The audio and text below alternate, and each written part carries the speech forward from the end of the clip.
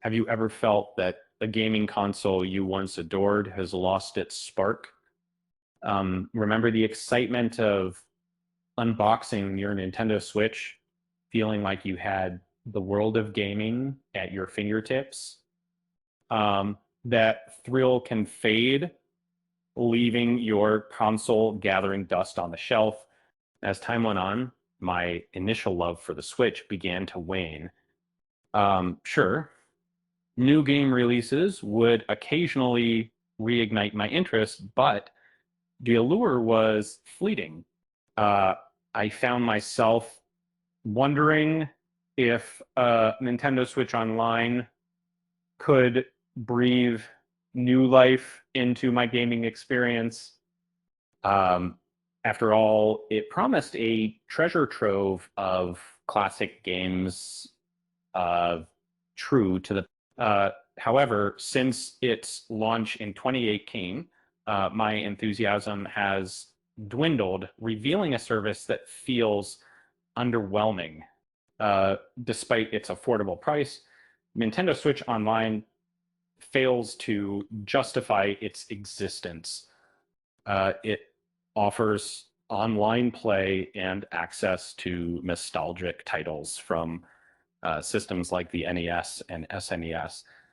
But none of these features resonate with me. Ironically, I still subscribe, which only deepens my frustration. While many gamers cherish the classics, um, revisiting these titles often feels like the trip down memory lane uh, without the depth I crave. The slow addition of new games to the service only compounds my disappointment. Um, it's hard to stay engaged when the pace feels glacial, especially when similar games are available online for less.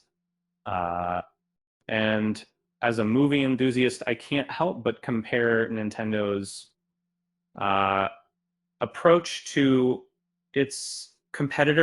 The virtual console on previous systems allowed me to purchase and keep iconic games at a low cost, or in contrast, Nintendo Switch Online feels like a half-hearted attempt to keep up. Uh, to truly enhance the service, Nintendo needs to expand its library beyond the NES and SNES. Imagine the excitement of playing beloved titles from the Wii, DS, and GameCube eras. While there are whispers of GameCube games coming to the Switch, the rollout is painfully slow. Uh, and this cautious approach may prevent overwhelming new subscribers, um, but it also limits the service's appeal. Some speculate that Nintendo avoids including major franchises like Pokemon to protect sales of newer versions. However, this reasoning seems inconsistent, especially when older titles are already part of the subscription.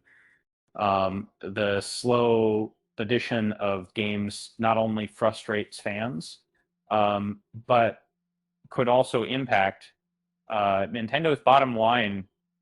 uh, Accelerating the release of games on Nintendo Switch Online uh, could be a game changer.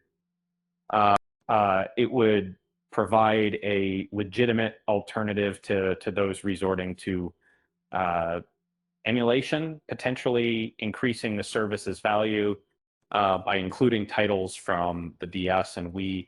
Nintendo could attract new subscribers and retain existing ones. Many classic games are, priced steeply on original hardware, making them inaccessible to some fans. That by offering these titles through Nintendo Switch Online, Nintendo could democratize access to its rich library. And well, remastering games like Skyward Sword is profitable. Adding them directly to NSO could enhance the service's appeal with minimal effort.